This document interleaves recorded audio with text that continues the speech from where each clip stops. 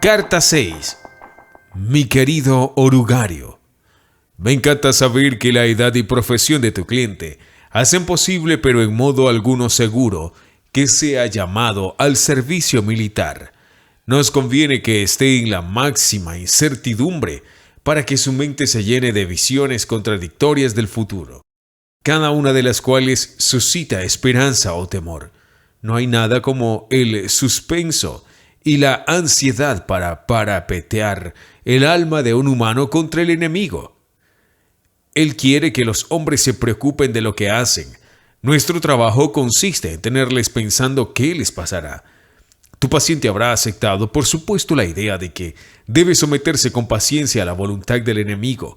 Lo que el enemigo quiere decir con esto es, ante todo, que debería aceptar con paciencia la tribulación que le ha caído en suerte. El suspenso y la ansiedad actuales.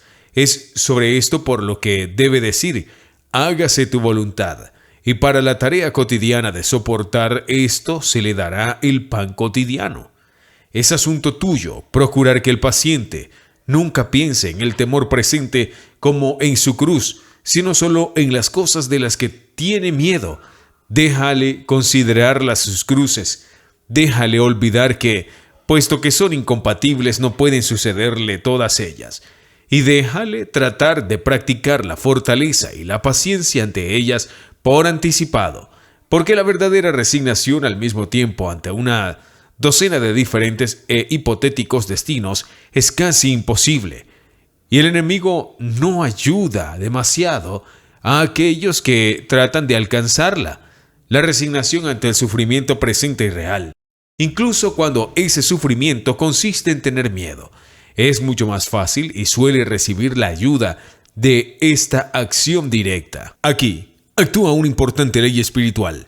Te he explicado que puedes debilitar sus oraciones desviando su atención del enemigo mismo a sus propios estados de ánimo con respecto al enemigo.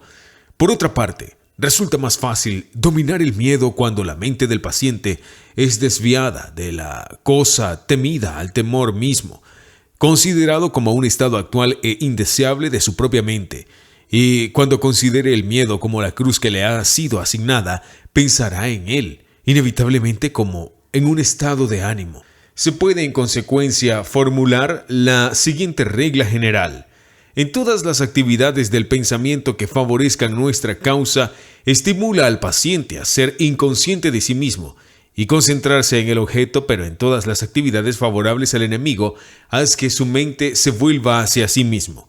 Deja que un insulto o el cuerpo de una mujer fijen hacia afuera su atención hasta el punto en que no reflexione. Estoy entrando ahora en el estado llamado ira o el estado llamado lujuria. Por el contrario, deja que la reflexión, mis sentimientos se están haciendo más devotos o más caritativos, fije su atención hacia adentro hasta tal punto que ya no mire más allá de sí mismo para ver a nuestro enemigo o a sus propios vecinos. En lo que respecta a su actitud más general ante la guerra, no debes contar demasiado con esos sentimientos de odio que los humanos son tan aficionados a discutir en periódicos cristianos o anticristianos. En su angustia, el paciente puede, claro está, ser incitado a vengarse por algunos sentimientos vengativos dirigidos hacia los gobernantes alemanes, y eso es bueno hasta cierto punto. Pero suele ser una especie de odio melodramático o mítico, dirigido hacia cabezas imaginarias. Nunca ha conocido a estas personas en la vida real. Son maniquíes modelados en lo que dicen los periódicos.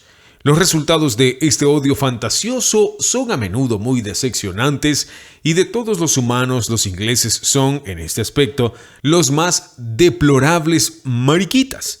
Son criaturas de esa miserable clase de ostentosamente proclama que la tortuga es demasiado buena para sus enemigos, y luego le dan té y cigarrillos al primer piloto alemán herido que aparece en su puerta trasera. Hagas lo que hagas, habrá cierta benevolencia, al igual que cierta malicia en el alma de tu paciente. Lo bueno es dirigir la malicia hacia sus vecinos inmediatos, a los que ve todos los días, y proyectar su benevolencia a la circunferencia remota, a gente que no conoce. Así la malicia se hace totalmente real y la benevolencia en gran parte imaginaria. No sirve de nada inflamar su odio hacia los alemanes si, al mismo tiempo, un pernicioso hábito de caridad está desarrollándose entre él y su madre, su patrón y el hombre que conoce en el tren. Piensa en tu hombre como en una serie de círculos concéntricos de los que el más interior es su voluntad, después su intelecto y finalmente su imaginación. Difícilmente puedes esperar al instante excluir de todos los círculos de todo lo que huele al enemigo, pero debes estar empujando constantemente todas las virtudes hacia afuera, hasta que estén finalmente situadas en el círculo de la imaginación, y todas las cualidades deseables hacia adentro, hacia el círculo de la voluntad. Solo en la medida en que alcancen la voluntad y se conviertan en costumbres, son fatales para nosotros las virtudes. No me refiero, por supuesto, a lo que el paciente confunde con su voluntad, la furia y el apuro, conscientes de las decisiones y los dientes apretados, sino el verdadero centro, lo que el enemigo llama el corazón. Todo tipo de virtudes pintadas en la imaginación o aprobadas por el intelecto o incluso, en cierta medida, amadas y admiradas, no dejarán a un hombre fuera de la casa de nuestro Padre. De hecho, pueden hacerle más divertido cuando llegue a ella. Tu cariñoso tío, Scrutopo.